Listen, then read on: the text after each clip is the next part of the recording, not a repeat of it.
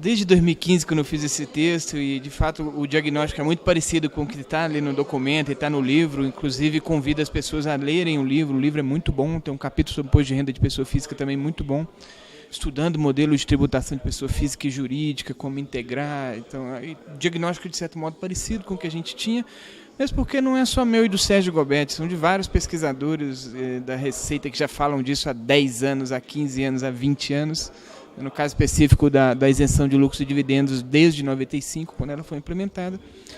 E, nesse sentido, o diagnóstico de que isso pode ser uma distorção e que é possível ter um sistema mais equitativo e favorável ao crescimento, eu tendo a concordar.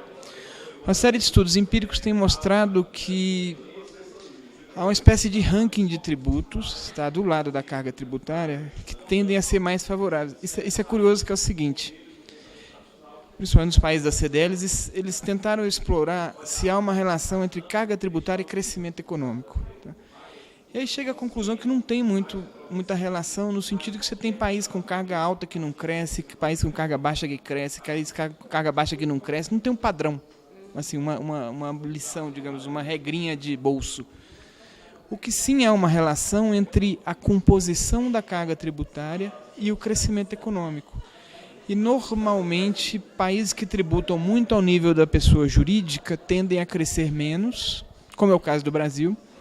Países que tributam mais o patrimônio e menos uma questão de composição, tá? Ou seja, há uma espécie de um ranking em que diz que, por exemplo, o tributo menos pernicioso do ponto de vista do crescimento é o imposto sobre a propriedade, em particular a propriedade imobiliária. Então, países que tributam menos as empresas e tributam mais a propriedade imobiliária, o patrimônio da pessoa física, tendem a estar relacionados com mais crescimento. Então, sim, há uma relação, e essa relação tem sido bem comum nesses estudos, mostrando por aí que sim. Reduzir gasto depende de qual gasto. Tá? Também aí tem estudos, eu tenho um estudo de impacto de multiplicadores fiscais que tem a demonstrar que reduzir investimento público é ruim para o crescimento econômico. Tá? Digamos, a gente estuda o que a gente chama de multiplicadores fiscais. Qual que é o impacto de cada tipo de gasto público sobre o crescimento do PIB? E a gente mostra que o investimento público é o que tem o maior impacto, ao passo que os subsídios, desonerações tributárias, subsídios creditícios, têm um impacto muito pequenininho. Esse você poderia, eventualmente, reduzir sem ter tanto impacto sobre o crescimento. Então, acho que o mais importante na pergunta é aumentar a carga ou reduzir gasto. Vai gerar crescimento? Depende do quê? Então, certamente, aumentar a carga numa carga regressiva, tributar muito a empresa, vai gerar baixo crescimento, assim como assim como reduzir o investimento público deve gerar também crescimento. Sim, né, em última instância, se você estiver migrando uma tributação ruim para uma melhor, você pode ter um efeito, sem mexer na carga, um efeito pró-crescimento. A tributação do consumo, mais do que ela tem dois problemas. Primeiro, ela é injusta, né, no sentido dela penalizar uma parte da população que consome proporcionalmente mais do que a sua renda, outros, né, da sua parte da sua renda. Significa que se você der um ganho de poder de compra para essa população, eles vão consumir mais. É uma das molas.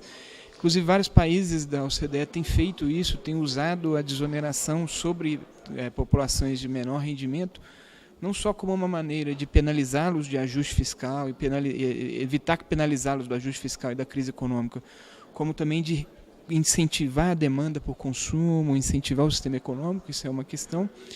E o segundo é que a nossa tributação sobre bens e serviços, sobre consumo, ela é muito ineficiente, ela é muito ruim, ela é muito cumulativa, ela é cheia de cumulatividade, ela é cheia de distorções. O empresário, o dono que produz, né, o empresário que está ali tomando as decisões, gasta muito tempo para isso. Então, você, na verdade, ao fazer isso, está também reduzindo um pouco de complexidade, está um pouco tirando um estrangulamento de algumas empresas. Então, eu concordo que sim, tá? Pode ser um mecanismo de trazer crescimento econômico, sem dúvida alguma.